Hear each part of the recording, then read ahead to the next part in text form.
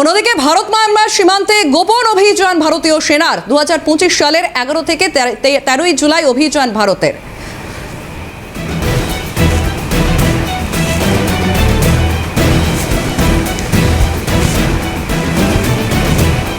Bharat Myanmar সীমান্তে গোপন অভিযান ভারতীয় সেনার 2025 সালের 11 থেকে 13 জুলাই অভিযান চালায় ভারত।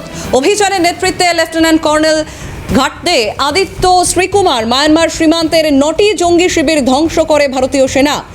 সাগাই অঞ্চলে অভিযান নিহত 3 কুখ্যাত জঙ্গির, আহত বেশ কয়েকজন দাবি United Liberation Front of Asom জঙ্গি গোষ্ঠীর প্রজাতন্ত্র দিবসে শৌর্য চক্র পুরস্কার পান লেফটেন্যান্ট কর্নেল ঘাটকে আদিত্য শ্রীকুমার।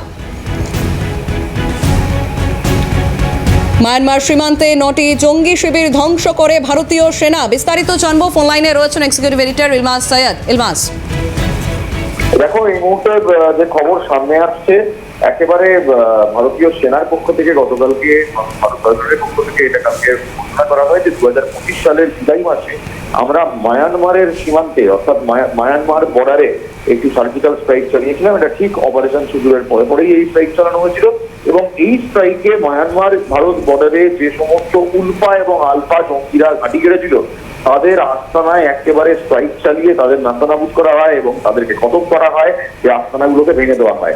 যে টেরারিস্ট ক্যাম্প নর্থ ইস্ট সেপারেশনের জন্য কিংবা নর্থ ইস্টে সমস্যা করার জন্য বহু দশক ধরে তারা ওখানে কার্যকলাপ চালিয়েছে, উলফা আলফা তাদের মধ্যে একদম এক্সট্রিমিস্ট অর্গানাইজেশন, টেররিস্ট অর্গানাইজেশন। সহজ করে বলতে গেলে ঠিক যেভাবে মাওবাদীরা রেড করিডোর অর্থাৎ আমাদের মধ্য ভারতে এবং আমাদের বাংলা থেকে শুরু করে উড়িষ্যা, বিহার, ঝাড়খণ্ড এই সমস্ত জায়গায়, ছত্তিশগড়ে যেরকম ভাবে সমস্যা তৈরি করেছিল, উলফা এবং আলফারাও কিন্তু ভারতকে ভেঙে দেওয়ার একটা চক্রান্তের সঙ্গে ষড়যন্ত্রের সঙ্গে ছিল। অনেকটা কেলো আর ধাঁচে এদের আন্দোলন ছিল এবং সেই আন্দোলন বন্ধ হয়ে গেল। এখনো ফ্যাকশনে মণিপুর, নাগাল্যান্ড, পার্টস অফ আসাম, মেঘালয়, মিজোরাম এই জায়গাগুলোতে এদের আনাগোনা আছে এবং এরা এই নাশকতার সৎপথে শেখায়।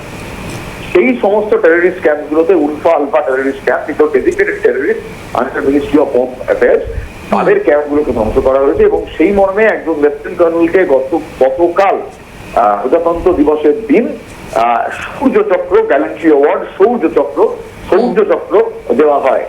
তাকে সৌর্য চক্র দেওয়ার সময় সেই অনুষ্ঠানে সরকারের তরফ থেকে তাকে যে সাইটেশন দেওয়া হয়, সেই সাইটেশনের মাধ্যমেই এই খবর সামনে আসে যে জুলাই মাসে 2025-এ মায়ানমারে আমরা একটা বড় স্ট্রাইক করেছিলাম and that was a successful enough। ধন্যবাদ ইলমাস। ফোন লাইনে ছিলেন এক্সিকিউটিভ এডিটর ইলমাস সৈয়দ।